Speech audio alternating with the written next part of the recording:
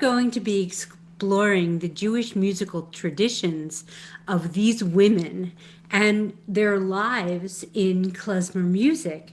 And what I'd like to do first is introduce you to these women, and then we're going to talk about a few different areas of a few different subjects that affect our lives as artists and as women in klezmer music. But let me first introduce to you Susan Leviton. Susan Leviton's joyful embrace of Yiddish arts is matched only by her enthusiasm in sharing that joy. Known to some as an interpreter of Jewish songs and to others as a master calligrapher and paper cutter, Susan continually breaks new ground in the desire to uncover historic forms and bring them into the shining light of the 21st century. I'd also like to thank Susan for being the brainchild of this whole day that you're enjoying, and thank you for asking me to participate, Susan. And I also have to say that I have several of Susan's paper cuts and calligraphies in my house over the years that I love, and every time I think about them, every time I look at them, I think about you. So thank you, Susan. Thank you. Now I'd like to introduce Eileen Stahl. Eileen Stahl is a clarinetist, and she's always wanted to play in a rock and roll band, but says she didn't know she picked the wrong instrument. She is acclaimed for her passionate performance style and soulful interpretations of traditional Yiddish music. With some of Boston's most renowned klezmer musicians, Eileen found klezperanto in 1999 to create a new kind of dance music that would combine the irresistible rhythms of zydeco, kubia, funk, second line, and Romanian brass band surf music with klezmer. Eileen has also been the clarinetist with the Klezmer Conservatory Band since 1987. With the KCB, she has performed extensively throughout the United States and on all international tours. Eileen has been featured on numerous recordings and on radio and TV broadcasts, including ongoing concerts and appearances with violinist Itzhak Perlman. Welcome, Eileen. Thank you. Glad to be here. Cookie Segelstein. Cookie Segelstein is our violinist today, and she received her master's degree in viola from the Yale School of Music in 1984. Until moving to California in 2010, she was principal violist in Orchestra New England and assistant principal in the New Haven Symphony Orchestra, as well as on the music faculty at Southern Connecticut State University. She is the founder and director of Varetsky Pass, a member of Budovitz, the Youngers of Zion with Henry Sapoznik, has performed with Capella, the Klezmatics, Frank London, Klezmer Fats and Swing with Pete Socolow and the late Howie Leese, Margot Leverett and the Klezmer Mountain Boys, and the Klezmer Conservatory Band. Cookie has presented lecture demonstrations and workshops on klezmer fiddling all over the world, including Yale University, University of Wisconsin in Madison, Marshall University in Huntington, West Virginia, University of Virginia in Charlottesville, University of Oregon in Eugene, Pacific University in SUNY Cortland, and at Klezmer Wochen in Weimar, Germany.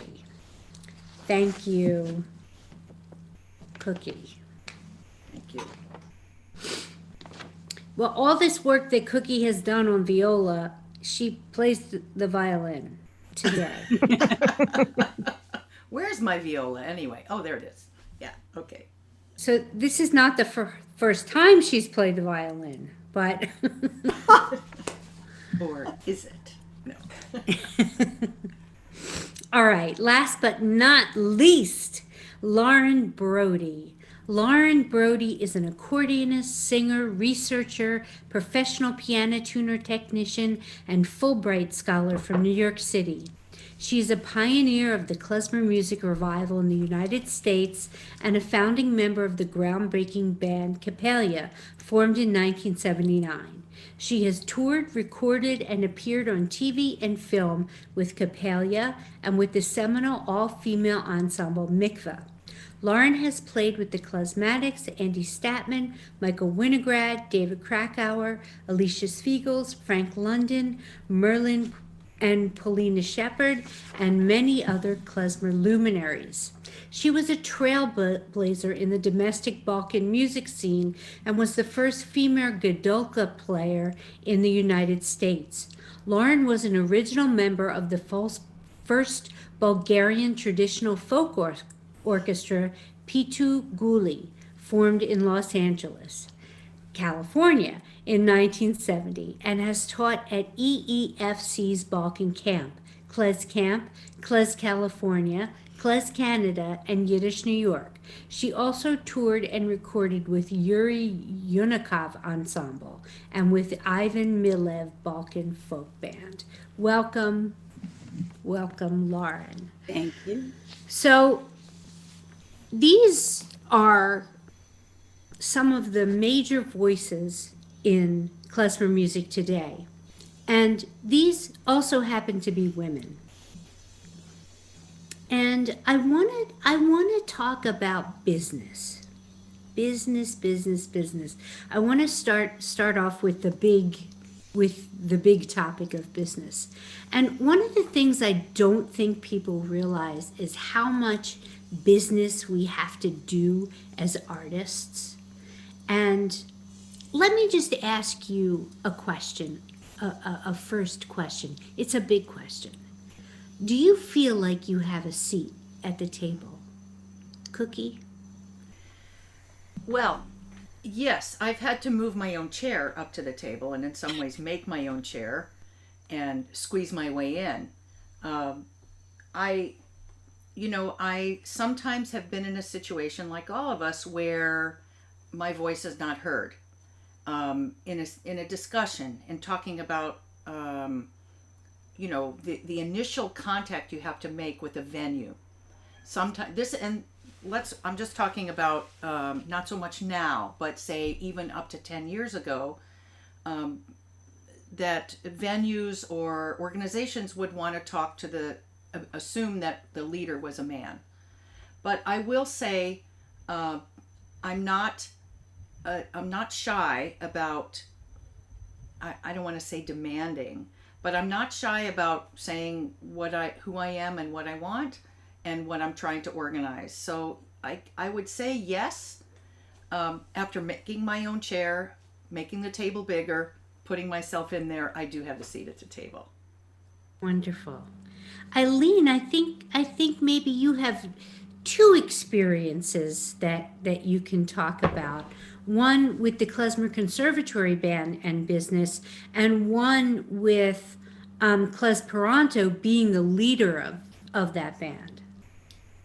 Well, I am so happy to be able to say that joining the Klezmer Conservatory Band, that is like the least sexist environment I've ever been in. The least. When I joined that band, there were many powerful, and still are many powerful women musicians in that band who are wonderful role models for me. And there still are. And that's been really great. As band leader of Klezperanto, many of my colleagues in that band, many of the band members I know from the Klezmer Conservatory Band, either as current or former or adjacent members. And, I do feel like I have a seat at the table. One thing that I have found about my role in the seat at the table is, as a truth teller, I have found that my beloved male colleagues are often conflict averse to the point of not wanting to say an important thing that needs to be said, whether it's about something musical or whether it's about a business arrangement. And so I have found myself often in the position of having to be the one to actually say it. And usually that is a good thing, although there is a bit of a penalty. There is often a penalty for being the person who speaks up and says maybe what a lot of other people are thinking but won't say. And do you, well, I'll ask you the question that I want to ask you later. Susan Leviton, do you feel like you have a seat at the table? Well, I feel like I have to, in addition to making the seat and elbowing my way in, I have to put a label on the table. I consider myself more a folk artist as a member of a big, powerful band, although it is my delight always to be part of a band on a stage. But a lot of what I do is either in a duo, like the duo that I have with Lauren, or largely a cappella singing, a very, very small niche of women's voices solo singing. And I tell the stories of the songs.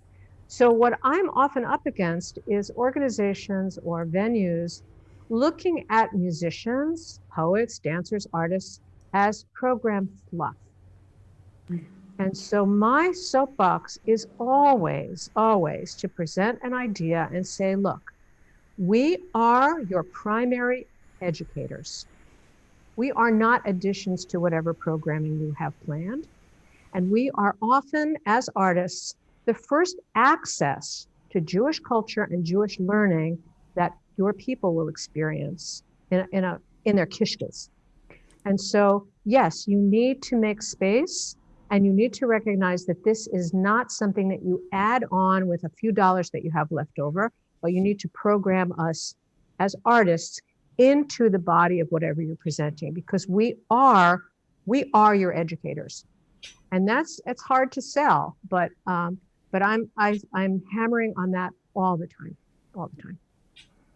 Yeah. Do you get a lot of grants? What is the percentage of grants to just being hired flat out? Because my work life is in many different pieces, I'm usually not chasing grants or writing them. Mm-hmm. So I would say I get few grants, mm-hmm. But when I have the opportunity, I write a damn good grant. I find the words. Wonderful. Lauren. So I've been at this for quite a long time. And until very recently, I really have not felt that I've had a place at the table. Part of that is because I'm not a lead player like most of you are. So the instrument that I play by nature kind of takes a backseat. And it's very, very difficult in that kind of situation to elbow your way in to actually make yourself heard. And I've been in situations where my voice has not been welcome for one reason or another, both in the klezmer world and in the Bulgarian world, where I also played, where I felt more that in that situation, I felt more like I was a mouthpiece than a voice. And it's only recently when I've actually started writing my own music and actually taking the lead and wanting to make my own situations where I feel like I finally have come to the place where I both deserve and want a seat at the table. But it's been a long time, and it's very gratifying, actually. It's a struggle, but it's gratifying.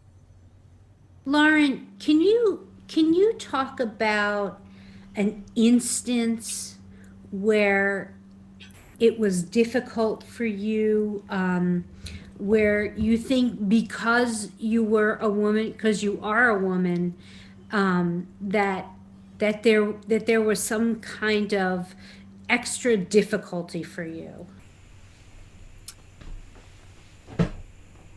I think just by nature it's been that way, and the tendency has been in the bands that I was in before mikveh and before what I'm doing now, was that if, for instance, if there was a program and we ran short on time, what would they cut? They would cut my solo, for instance, which always would, what are you going to do?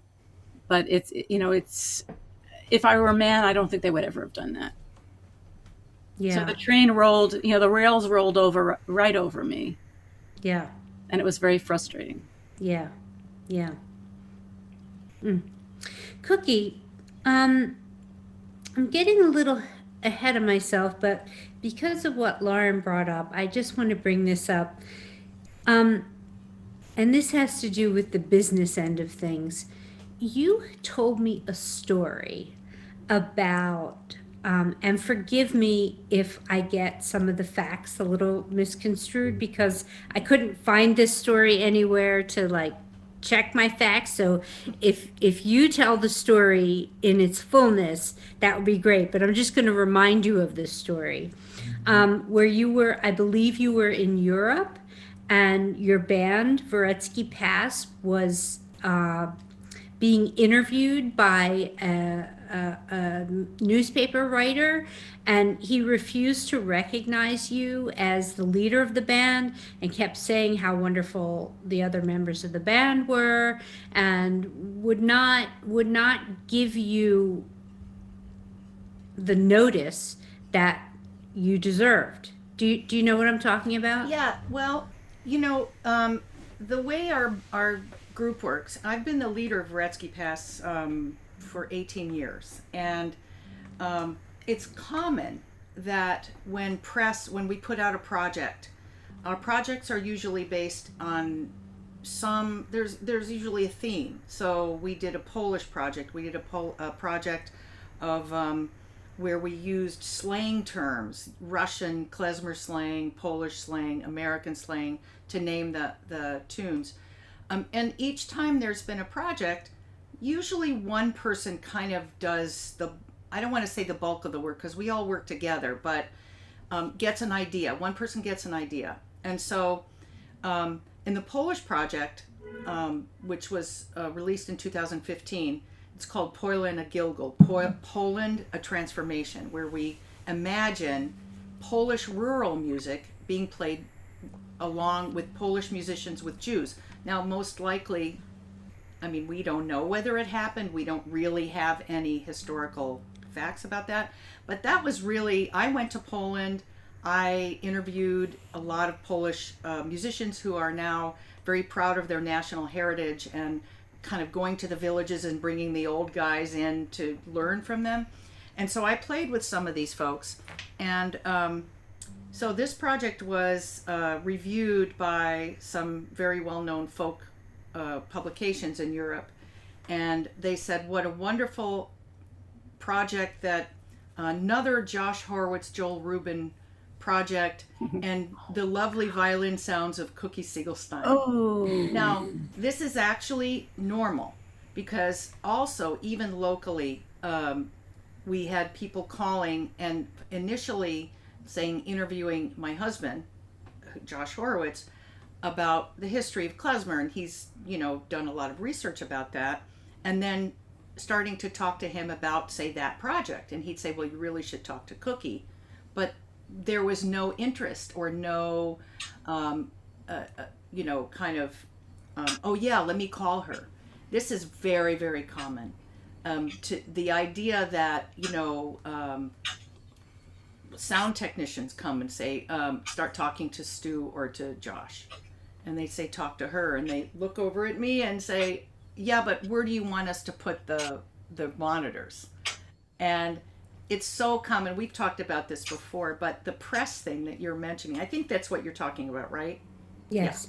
Yeah. Even in our own group, there's a need in some ways sometimes to soft pedal when I want. I mean, in the classical world, you go, you're sharp.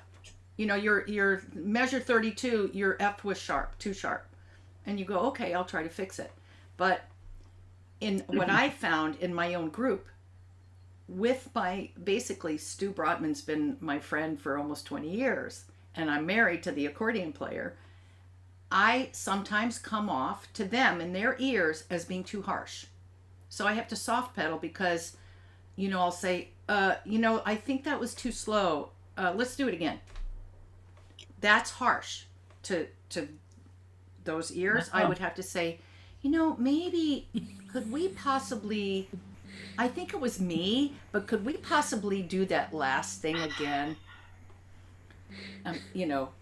Jerks. No, I don't say that. But, it's really, there's this real kind of idea that women are going to be soft-spoken and, play softly and ask for things politely instead of going, what the hell was that?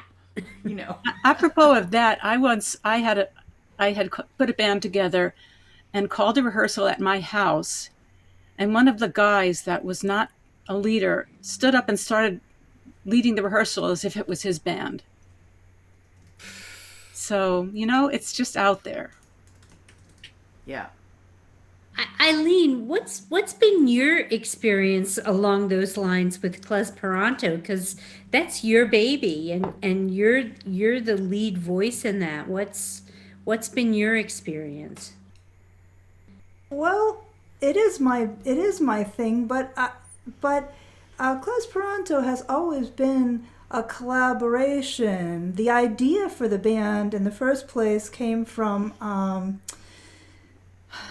my late and wonderful colleague, the phenomenal Evan Harlan, accordionist and composer, who left us much too soon. And, so the band initially was was his idea, and he approached me, and it ended up going in a different direction that we both agreed to than his original idea.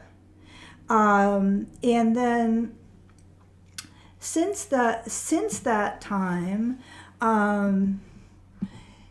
Klezperanto continues to be a collaboration, particularly between myself and trombonist Mark Hamilton, who writes the beautiful signature arrangements for the band, often fleshing out an idea that I have, like, wouldn't it be cool to do this? But I'm not an arranger. I don't know how to do that. And so, I can't do what I do without the other people in the band.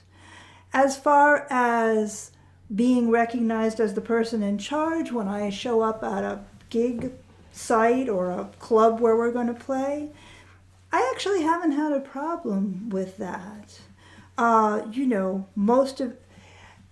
most, they assume I'm a singer, but I assure them that it's better for everybody if that doesn't happen.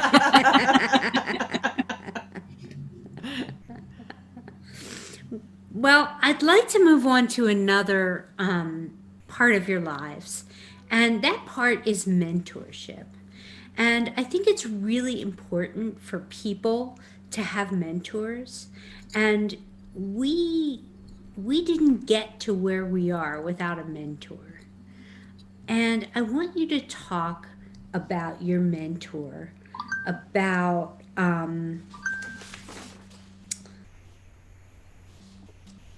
about your experience with your mentor. And you are looming on my screen, Lauren. Mentor. Talk about your mentor or mentors. Well, the truth of the matter is that I did not really have any as an accordion player in this scene because there weren't any. So my mentors were what I could glean off recordings or what I could glean from watching Romanian or Bulgarian accordionists who weren't playing the music I was really playing, but they were good players and I could learn something from them. I didn't have one-on-one mentorship, which I would have loved to have had. I'm bereft, actually, that I didn't have that. but I didn't. So I kind of taught myself. Let me ask you a question. Did you have anybody in your musical life helping you learn the business, um, helping you navigate how you get gigs, how you negotiate, how you like all the other stuff? I know you learned yourself musically, um, but did you have any interaction with anybody that helped you in the other areas of being a musician? Well, I watched some people that I know negotiate certain things, but that was kind of an anti-lesson rather than a than a model. I think I know who you're talking about. So, and in two situations that was true. So it kind of made me shy away from wanting to be in that situation because I had a different view of what I thought business negotiations should be like. So I didn't have that either, unfortunately, but I survived. You did. Yes, you did. Yes, you did. Do you feel like you were a mentor to anybody? Every once in a while I get students. I don't feel like there's anybody, people are not knocking down my door to learn from me because now we have the internet. Yeah. So I would love to actually have some young people to sort of shepherd along, but I don't get too much of that. Yeah. Yeah. Well, I have to say, Lauren Brody, that as somebody who has worked with you for 20 odd years, you have mentored me in the fact that um, you've had such a long, vibrant career. Everything I've done with you has been, a really significant piece of artistic work. And you've always been growing, you've always been practicing, you've been taking care of your art, and that has shown me as a musician how to live. And so I think you've mentored the people around you, and you might not know it. So I'm just taking the moment to tell you. I just want to, I want to say that one of the things that I've always striven to do is to, because my instrument it can be a solo instrument, but within the context of klezmer music, it usually isn't. My desire and my striving has always been to make the person I'm playing with it and accompanying sound the best possible. Yeah. Which is not so easy, actually, really. Yeah. But that, I do that with great pleasure. Yeah. Wonderful. Wonderful. Thank you. Susan Leviton, Yes. talk about your experience with mentors. Well, like Lauren, I can't say I have had a mentor or a few mentors that have followed along with me. But I will say that when I started finding my way into Yiddish music, which I, like Cookie early on, I rejected for immense big reasons, especially because every time my mother sang something in Yiddish, she cried at 10 years of age. You don't want to go anywhere near that. But I would say she was my first mentor because she spoke a beautiful Yiddish, and she loved Yiddish in her kishkas. And her joy at seeing me open my mouth and ask her questions about how to say something, what it really means, it was like the sun shining. When I first came to Klez Camp, I think it was 89 or 90, it was early on. I didn't know anything. I had found my way. I backed into the Old World Folk Band when we moved to Harrisburg, and they needed a vocalist. So I called Henry Sapoznik and I said, I sing, and I don't know which of these classes I should take.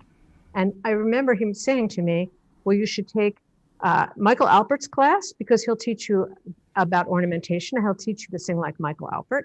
And you should take Adrienne Cooper's class because she'll teach you repertoire and she'll teach you to sing like Adrienne. And you should take Zalman Mlotek's master class because he will teach you to sing like Susan. And in fact, that was my entree. And the best thing that Zalman did was to tell me to get the words into my teeth and work on my Yiddish. And that really sent me on the path. Once I knew that I could grapple the language, that I could learn and mean every word I was singing, then the whole treasure chest opened. And then I was able to find my mentors, Bela Shachter Gottesman, tapping Yivo, and looking at Chana Molotek, looking to Chana to find things for me. And then what I found was that my interest, whatever my interest was in politics or human rights struggles, I could find the music. And then my mentors became the voices of the people who had written the songs or had sung the songs.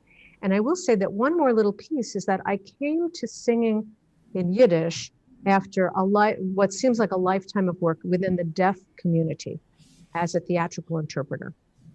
And so when I sing, knowing that the vast majority of people who are hearing me sing do not understand the words as they are spoken, the switch is thrown in my head, and I find myself becoming the voice of the singer, making those points and using the space around me to communicate. And so in many ways, the deaf community that I came to regard as my community became mentors on another level. Interesting. Very interesting. Cookie, you have had kind of two careers. You, as you had mentioned, have a career in the classical world, and you have a career in the klezmer world. Talk about your mentors in both worlds, and are there any differences between the two mentors? Well, it's interesting. When I was getting my master's degree at Yale, I realized I had no idea how to write a contract, how to know if somebody was being fair. So my two viola teachers, one in my undergraduate school, Hugh Brown, who was a union rep, might have been president of the union, taught me how to do strolling violin, and taught me when I did an all-day gig for a Christian radio for $20 that I totally got ripped off. So I would say he was one of my business mentors, and the way he taught me strolling violin was, he said, we're doing a gig, it's a proposal, watch my fingers and smile. And because I really was an ear player before I was a reader, I faked my way through high school orchestra because I was just an ear player. And he realized when I decided to major in viola that I was not reading the music in front of me. I was playing what I had listened to in the music library downstairs. And he said, you're not reading this Hofmeister viola concerto, which was a piece of junk. But I said, oh, yes, I am. I'm on the second page now. He said, no, you're playing the version, the Lionel Curtis version that's downstairs in the listening library. He said, this year I am going to make you a good reader, and it's going to be a very hard year for you. But I promise you, you will come out. And he turned me into an amazing sight reader after a lot of tears. Then when I was in graduate school, I went to study with one teacher, Raphael Hillier, who left halfway through to go to BU because Yale makes teachers retire at 70. He was 69. He goes, I'm not waiting to be fired. Then we got this other teacher named Jessie Levine, who passed away several years ago. Jessie took us to Carnegie Hall when they reopened. He sat us all down and he said, here's how you make a contract. Here are the organizers. If the fee is this, walk away. So those two teachers were in the business world, my mentors. As far as the music goes, I really have to say my father, because my father, even though he's very clumsy in the way that he taught me the tunes when I was little, would say to me, if he was teaching me, mostly the dance tunes he taught me were Ukrainian, because where he lived, even though it was Czechoslovakia, was really the major ethnicity was Ukrainians. And he would teach me a little tune and he'd say, I can't dance to that. That puts me to sleep. So I started to get an idea at a young age he has to be able to dance for it, but mostly because I didn't want him to yell. But that I had to make it work for dance. That phrase, I can't dance to it, it's going to put me to sleep, stuck with me my whole life. And now, even with my classical students, they'll play a gavotte, or they'll play a beret, or they'll play a jig, and I'll go, this was a dance. And I'll throw them on YouTube, and I'll say, look at the steps that have to happen. So I would say my 2 viola teachers and my father. Wonderful. Eileen, talk about your experience with mentorship. Oh wow. I've had so many mentors. I had, in my life as a clarinet player, I had a lot of years, right up until like the first couple of years of college, of classical clarinet teachers. And they were all good teachers in one way or another, but I had one really great teacher in that whole timeline, and he was only my teacher. This is when I was a teenager, for 2 summers and the academic year in between. That short amount of time. His name is Stanley Geidel, and he doesn't play clarinet anymore, but he was an amazing teacher. And I really think that the reason why I'm a good musician is because of that time that I spent with him, even though it was short. That's how powerful a good teacher is. Coming into the klezmer world, I am fortunate to have had many mentors. I was already playing in a klezmer band before I auditioned to join the Klezmer Conservatory Band. But, I poured over the early Klezmer Conservatory Band recordings and the early Capella recordings in particular. And once I joined the Klezmer Conservatory Band, I had access to, and in fact had to learn, all this repertoire that other people, primarily Hank Snetsky, had compiled, these hours and hours and hours of tunes. And so Hankus was my mentor, bringing tunes to my attention. Play this, learn this, listen to this part of this, try to get that. And also in that band, since we were talking about Klezmer Suffrage, I had wonderful mentorship from strong women musicians who showed me how to be a professional musician in this world, how to comport myself on a gig, how to deal with a client, and all those things. And, for most of those things, it's not that I could not have learned those things from a man, but there are some things that you can't learn from a man when you're a woman musician.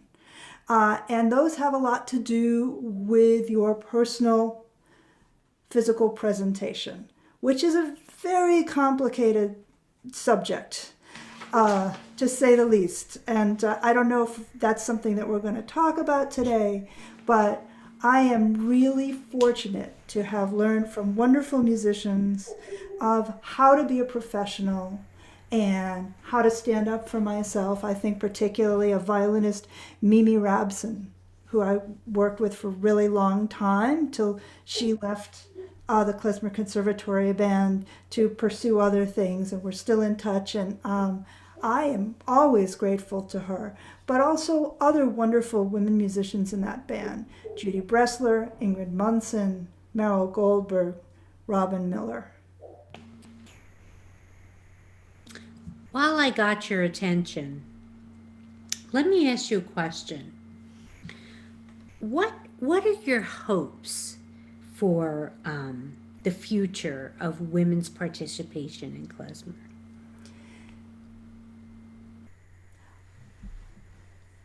Like so many perhaps underrepresented people, finding their way, taking their place in places where they have not traditionally been, my greatest hope is that it won't be very interesting to talk about women in klezmer anymore.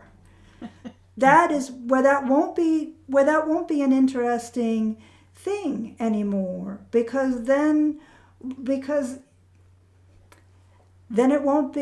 shouldn't be exceptional. It shouldn't be the most interesting thing about me playing the clarinet that I'm a woman playing the clarinet.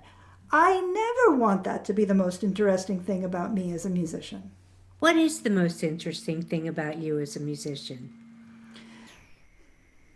Well, I kind of feel like that's not for me to say, but what I hope is one of the most interesting things about me as a musician is I want to connect with the audience. I want to connect directly with the soul of whoever is listening to me.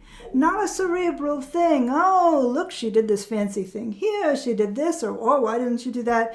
I think that for anyone who is a good musician, it's that ability to communicate, to put out and get straight into the heart of the soul another person without a lot of other stuff in the way. And if I'm on a good day, that's the most interesting thing about me as a musician.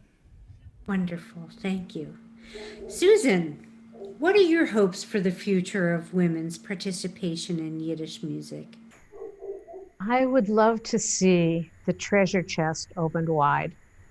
I would love to see great curiosity about what exists in Yiddish folk literature and have people dive deep and find poetry and music that matches whatever is going on in their lives and their hearts, and be so excited about what they find in one little tiny song that they can't wait to run down the street and knock on somebody's door. Someday we should be able to do that again and say, listen to this. I just found this and it's amazing. It's like it was written today, because it's all there.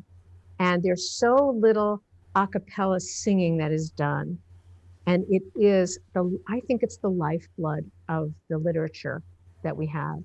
And I would love to hear people sing all the time. Wonderful. Cookie, what are your hopes for the future of women's participation in klezmer?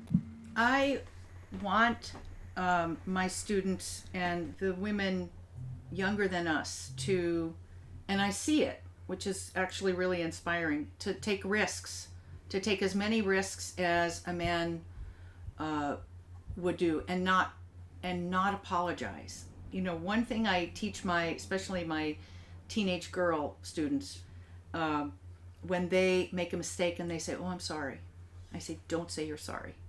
Just say, damn it, or something. That you're speaking to yourself, but do not apologize to me for making a mistake. Also, I like what Eileen said. I loved what she said about, I want this not to have to be a conversation. I feel it will always have to be a conversation. Because I think also I want it when people say she plays like a girl, for it to mean that she's intimate and powerful. And so the whole need to say, I am woman, hear me roar, I want that to be not necessary, but to say, hey, check this out. And I want the press to look at musicians as musicians, and to be open to who's the leader, who composed that, matter of fact, I know that in our group we compose especially Josh and I compose a lot, and people are always surprised when they go, oh, you wrote that? And I want that not to happen, and I want women to write stuff. I want women to be able to come out as a band leader, to lead research projects without question. That's my hope. Wonderful. Lauren. I endorse everything that was said before, and For me, as a person who came out of traditions that were really, really prescribed, both in behavior and what kind of repertoire you play and how you would play it and what was okay and what wasn't okay, I feel that I'd like to see women writing new music, which is something that I connected with as a result, really, of the Soul Songs project, which was for me an epiphany because, I've written little snippets of this, introductions for songs, but I never actually considered myself a composer. I did not know that that was lying inside. And it's been the most liberating, the most touching, the most fulfilling thing that I've had happen to me in a very, very long time. And I would hope that more women would take that to heart and actually create with no fear of being pigeonholed that it's this or it's that, and just incorporate your life's experience and just put it out there. You know, that's fascinating. And you talked a little bit about how your response to this awakening in you. I'm wondering if you could share some of the nuts and bolts of writing a tune. Maybe if you can think of a specific tune and think of, talk about your a little bit about your process and how you feel writing a tune. Actually, my process is things come to me so quickly that I can't get them down fast enough, which is, it's a good thing that I have a cell phone because, either I'm looking for a piece of paper or whatever, or I'm going to, press this hoping that it'll come on in time. But, when the Soul Songs project came up and I had to come up with compositions, I'd never been called upon to do that before. And I was just sitting there and the first melody of Haskell-Nigan just appeared. I went to the piano and it was ready. So I don't spend a lot of time. Usually these things come to me in sort of sections, not maybe the whole thing, but it just kind of spins out and I can't explain it. It's very exhilarating. Wonderful, wonderful. Cookie, can you talk about your compositions, your new compositions, and your process? I'm a very physical learner. I learn things in my hands. So, like Lauren, sometimes a snippet of a melody will come to me, and I have a great big manuscript page. I mean, one of those double wide score pages. And I'll write the date and that little melody snippet. But then my most of my full compositions happen with my violin in my hand.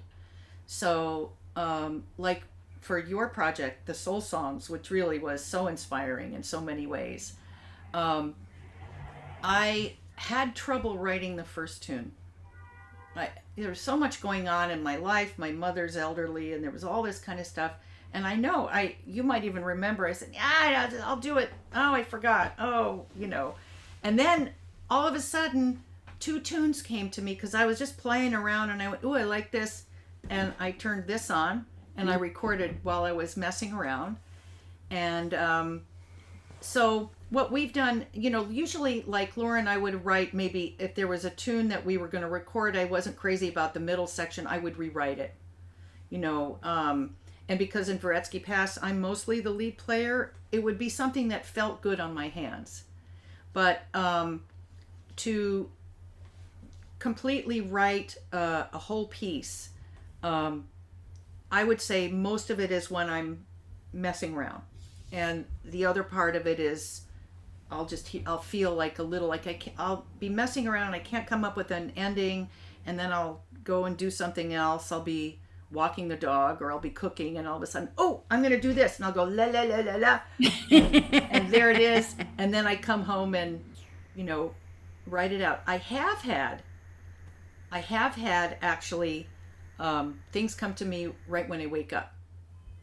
And, so that's kind of my process. I have to say though, we need to introduce you, Susan, because Susan your family, I mean, the yichus, the generational honor that you have is not just generational honor with your mother being, your mother was kind of a mentor to me, honestly.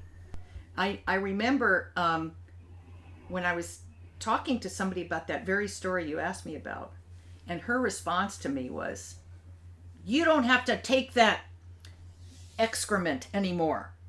She didn't use that word, but she just was so inspiring. And your pieces and your creativity when we were all together 2 years ago was so inspiring. So I must say that not only coming from the heritage that you do, but what you've done with that has been inspiring. And how inclusive you are with people around you. Exactly. Thank you. Well, I want to be inclusive. We have like 0 minutes left, but I want to get everybody in here because this is very important. So just keep your answers really brief. But I want to know what the future holds for you as an artist, as a woman in klezmer. So, Eileen. Wow. Well, I really don't know the answer to that question. I think that it's been my personal experience that the music business for people like me has been in peril for about 15 to 20 years, where music is, in my experience, increasingly available and increasingly available for free to people. And unfortunately, in addition to all that abundance, it also means that music is devalued. People don't have to go to a concert hall to see their favorite artist anymore.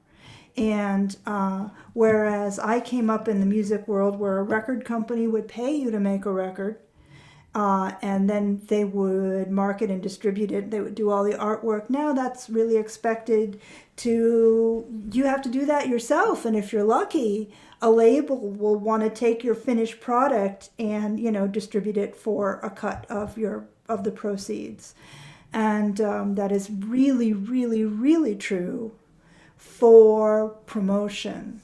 Now, the people who are going to thrive now in this world are the people who are really good at constant social media presence. And I kind of find that, to me, that looks like a full-time job. The people who are good at it are doing it all the time. And I don't know if I don't think I'm going to be one of those people. So between that and, the consequences of COVID are really serious for the entire performing arts world, of which music is one part. By the time we come out of this pandemic, many venues will have closed. I see wonderful venues in which I've played and which I've gone to see other people play all around me and in Boston. They're closing up. They can't stay open.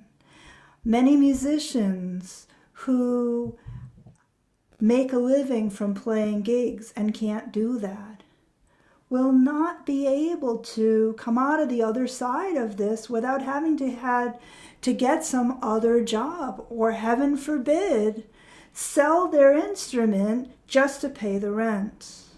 So on the one hand, I think the future of klezmer music as an art form going forward is bright, as I said in the previous panel, because of all the wonderful, incredibly energetic and talented young people who are doing this, and many of those people are also really adept at all this online presentation and marketing stuff. But for me personally, I hope very much to be able to continue to play. I sorely miss playing and collaborating and creating music with other people, because to me that has always been the reason why I want to be a musician. It's not about me playing clarinet in a room by myself. That's never been interesting to me. So I hope that there's a future, and I hope that it's bright. Let me ask you a question. Is there anything that the audience, the consumers of music, the consumers of your music can do to help bring you back, to help support you, to help support your music? You know, I want to make sure that people don't have a bake sale mindset of how to help their favorite artist. It is wonderful and important for you to buy your favorite artist's CDs and maybe to call up your favorite venue and ask them to bring them. But I think that what we have here is actually a national problem.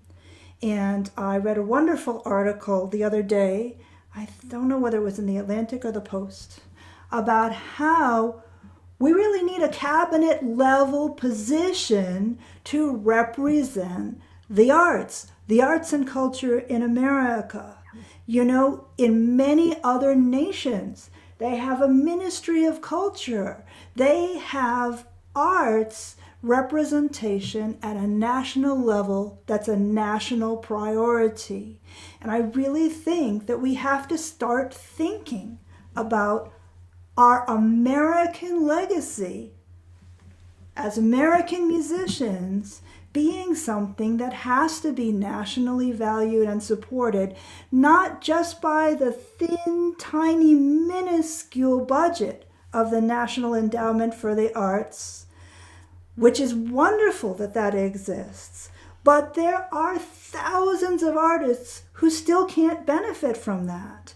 Artists whose voices we need and whose work we need to see. I vote for you. Ew.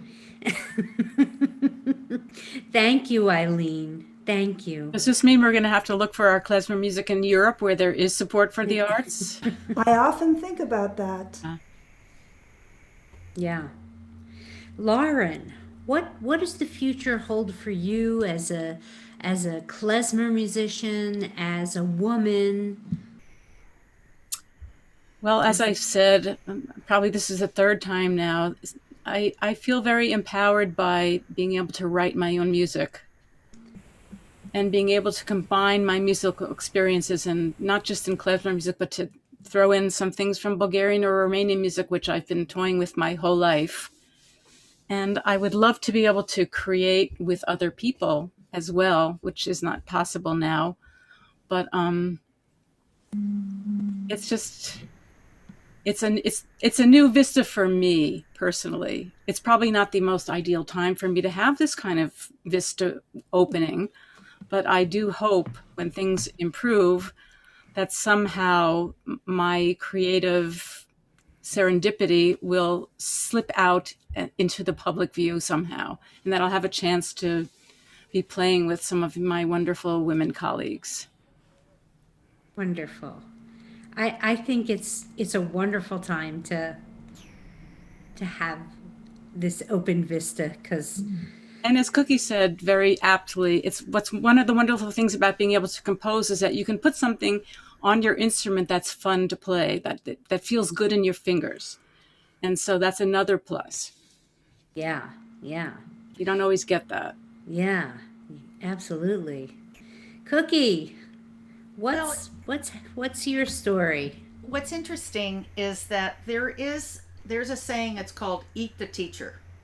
And what it means is that the people that we mentor, that we teach, then replace us. And that's normal. That's kind of, normal. But what I have found is that in some of the venues and some festivals, you find a lot of younger people on stage. So there is some ageism that goes on. But on the other hand, I'm finding myself being one of the youngest of the old guys. Let's just put it that way. that now I think folks are sometimes approaching me as a quote unquote veteran. And so my feeling for the future is, like Lauren, I'm going to keep writing. That's exciting to me. And, you know, when we do, if Varetsky Pass does another project, I hope that, like the last one, a good chunk are compositions. That's really fun for me. The other thing is that I look forward to mentoring younger, gifted klezmer musicians, especially women. And, you know, I can think of when Zoe Aqua came here a few times to my house and took some lessons, and she's doing so wonderfully. She really is. You know, we say, well, this one is an Alicia clone, this one is a Steve Greenman clone, this Zoe's a Cookie clone. And she's got her own creativity. I don't want to, you know, pigeonhole her. So I think my future is in the mentoring, in the composition. And, you know, I like what Eileen said.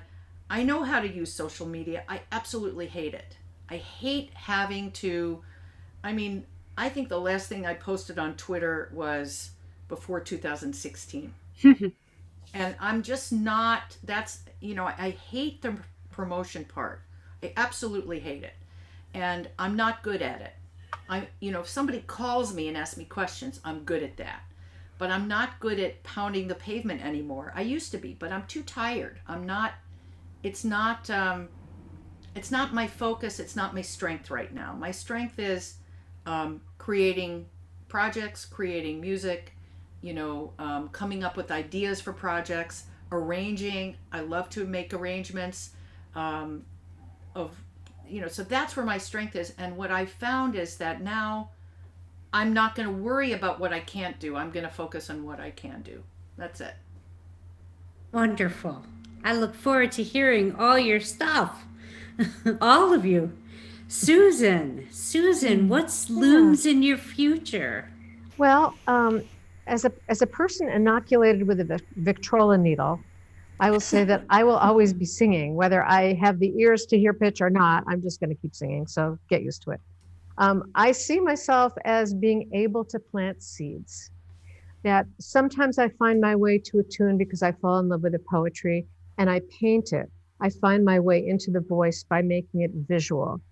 And so that's a lasting artifact of a song.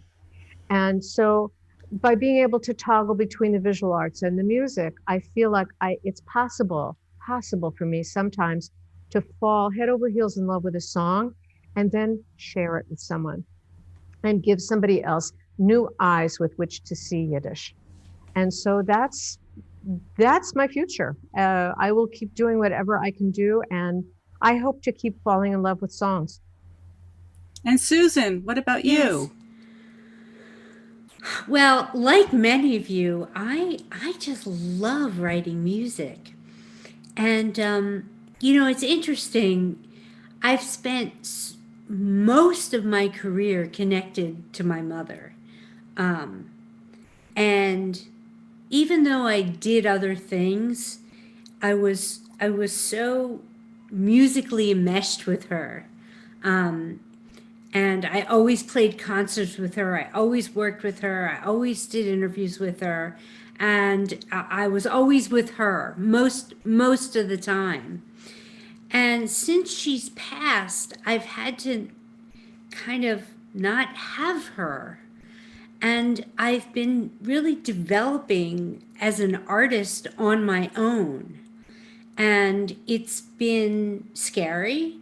And it's been fascinating to me to find my own voice. You know, I basically played my mother's repertoire. Like what she knew is what we did. And so to branch out into other areas and play music that I've written and sing songs that I want to sing and develop my voice and develop my trumpet playing. And since COVID, developing, you know, having to carry space by myself has been very liberating. that, wow, here I am, a trumpet player, and for a little bit amount of time, I wouldn't want to do it for an hour, but for 10, 15 minutes, I can hold the space, you know. So I just want more. I want more of my artist self, which really, it's kind of hard to separate them, but I want more of myself in my music and more of the mantle that I carry from my family. I want that more in my music, and I want to grow into my music and get better at being a trumpet player, and that's what I want. Now, I want to end. I got a note from people saying that we had a little more time, so I took a little more time. But there's one thing that I want to ask you guys, because it's so hard for us to do this. It's so hard for us to talk about this. But I want you to talk about what you're most proud of in your careers. And Lauren Brody, why don't you start? I'm going to say the same thing, because it's like I'm starting from my highest point, which is now, and I'm just the most happy with what I'm writing, and I'm writing just tons and tons of music, and being a shut-in all day could be very confining, but I'm finding that I wake up every morning thinking, wow, what can I write today? What's going to happen now? And it's just amazing that in this time where it could be full of darkness and depression, it's actually the most creative period of my life. And I'm just thrilled to pieces. That's wonderful. Wonderful. Eileen. I think I'm most proud of the people, proud of who I continue to be able to and have been able to play with. I'm so proud to be able to collaborate with so many wonderful musicians and to be highly regarded by other musicians who I deeply admire. I can't think of anything more meaningful in a musician's life. Wonderful, wonderful. Cookie. I think we formed the group Varetsky Pass after my father had died.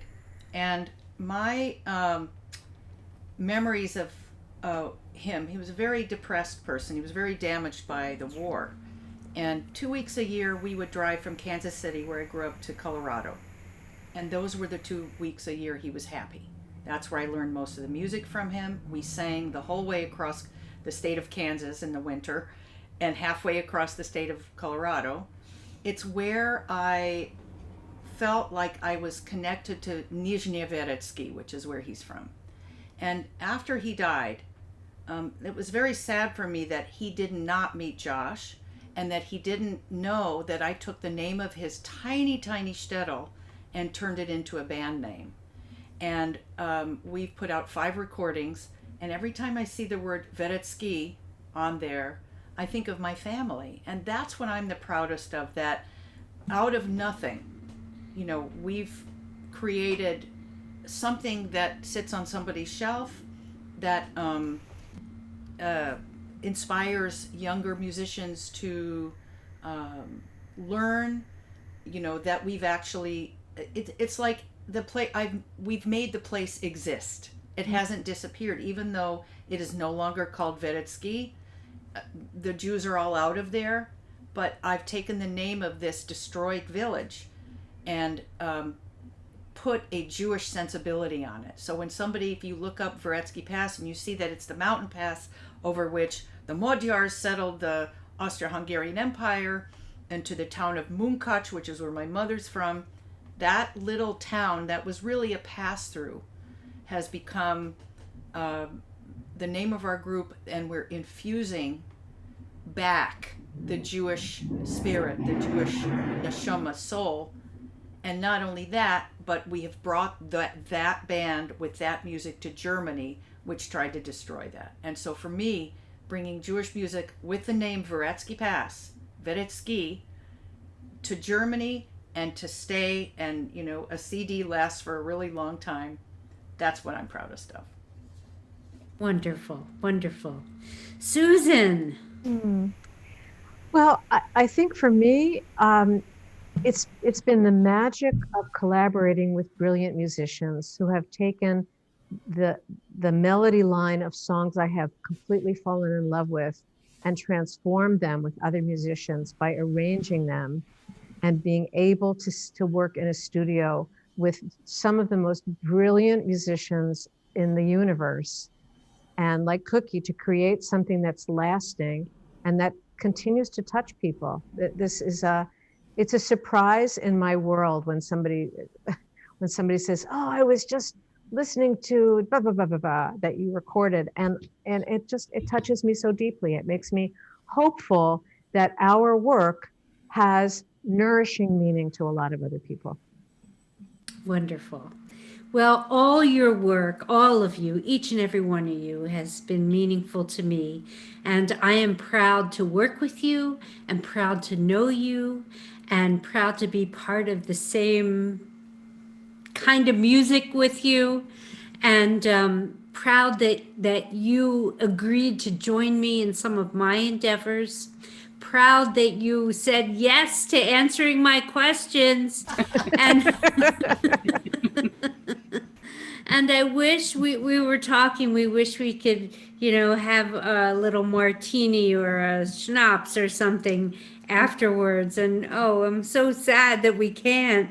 That's oftentimes the best part, is afterwards, just debriefing and hanging out and like we did our thing. So unfortunately, we're not going to be able to do that. But thank you for sharing your thoughts, sharing your dreams, sharing your experiences.